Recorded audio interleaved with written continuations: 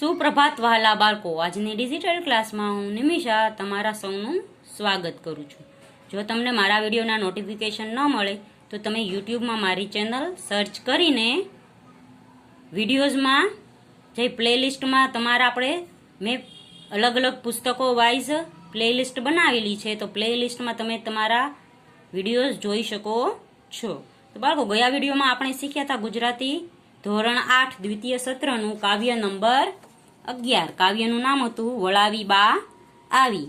આ વિડીયોમાં આપણે આ કાવ્યની ભાષા સજ્જતા શીખીશું. આપણને ખબર છે કે ભાષા સજ્જતા એટલે કે ગુજરાતી ભાષાનું વ્યાકરણ, ગુજરાતી ભાષાનું ગ્રામર. તો આજનો આપણો ટોપિક છે એક સ્વરૂપ, કાવ્ય સ્વરૂપ એટલે કે કાવ્યનો પ્રકાર. તો આપણે જે કાવ્ય જોયું વળાવી બા આવી, એ કાવ્ય સ્વરૂપ છે, કાવ્યનો પ્રકાર છે સોનેટ. સોનેટ છે તે આપણે ગુજરાતી ઉર્મી ગીત જેવું જ છે. ભૂમિકા એટલે કે આપણે કોઈ પણ વસ્તુ વિશે જાણવા માટે તેની એક પૂર્વ ભૂમિકા બાંધવી પડે. જેમ કે આપણે ફિલ્મ જોતા હોય તો આપણે ટ્રેલર જોઈએ, એવી જ રીતે અહીં છે આપણે ભૂમિકા જોઈએ. સાહિત્યના દરેક સ્વરૂપને પોતાના નિયમો અને પરંપરા હોય છે. તે જુદા જુદા રૂપો સ્વરૂપો દ્વારા અભિવ્યક્ત થાય છે. તો સાહિત્યનું ગમે તે સ્વરૂપ હોય, વાર્તા, નિબંધ, પત્ર, કાવ્ય વગેરેને અલગ અલગ સ્વરૂપ હોય છે. એના નિયમો હોય છે કે કાવ્ય હોય તો આવી રીતે લખવાનું, વાર્તા હોય તો આવી રીતે લખવાનું, નિબંધ હોય તો આવી રીતે લખવાનું.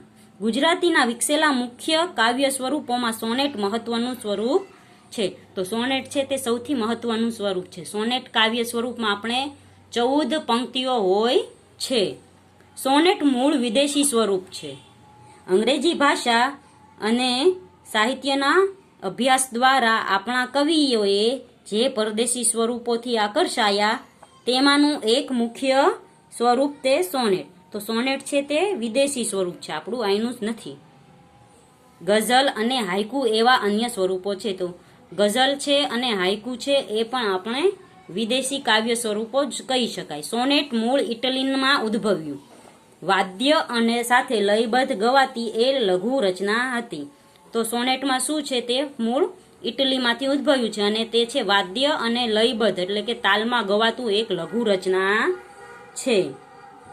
ત્યાંથી તે અંગ્રેજી ભાષામાં વિકસ્યું અને તેની અસર નીચે ગુજરાતીમાં બળવંતરાય ઠાકરે ઈસવીસન 1888માં ભણકારા નામનું પ્રથમ સોનેટ રચ્યું. તો કોઈ હવે આપણે પૂછે સોનેટ શું છે, તો આપણે કહીએ કે એક ઇટલીમાંથી ઉદ્ભવ્યું છે અને આપણે ગુજરાતીમાં આવ્યું ત્યારે સૌથી પહેલા બળવંતરાય ઠાકરે ભણકારા નામનું સોનેટ રચ્યું હતું. હવે તેના લક્ષણો એટલે કે આપણે સોનેટ છે એ કેવી રીતે ખબર પડે.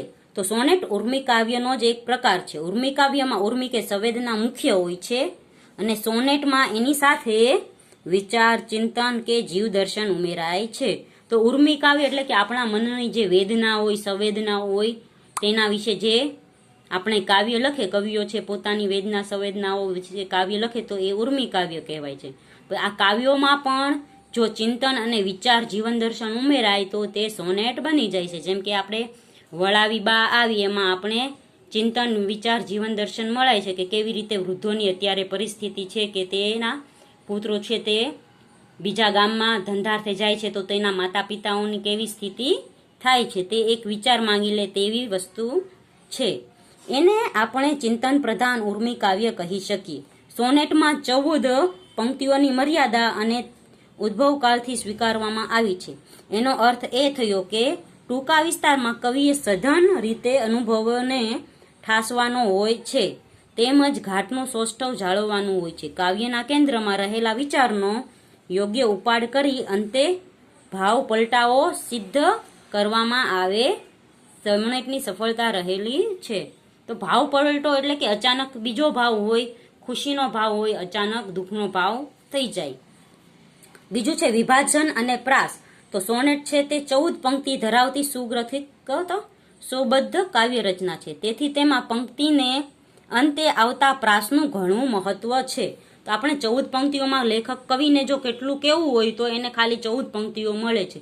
એ 14 પંક્તિઓમાં કવિઓને એને જે બી કેવું હોય એ કહી શકે છે. હવે પ્રાસ રહિત સોનેટ રચના પણ થાય છે. ખરેખર તો આ કાવ્ય ભાવ અને તેના મરોડ સાથે સંકળાયેલો મુદ્દો છે, પરંતુ સોનેટનો શિસ્તબદ્ધ કાવ્યકૃતિ તરીકે વિચાર કરીએ તો તેમાં પ્રાસની ચોક્કસ ગૂંથણીને અવગણી ન શકાય. આપણે પંક્તિના અંતે જો ચોક્કસ પ્રાસ બેઠતો હોય તો આપણને છે તે ગાવાની પણ મજા આવે અને સાંભળવાવાળાને સાંભળવાની પણ મજા આવે. બળવંતરાય ઠાકરે ગુજરાતી ભાષાને આપેલા સોનેટોમાં મોગરો, વધામણી અને ભણકારાનો સમાવેશ થાય છે. એ પછી ઉષ્ણસથી માંડીને લાભશંકર ઠાકર અને ચીનુ મોદી સુધીના કવિઓએ સોનેટની પરંપરાને સમૃદ્ધ રાખી છે.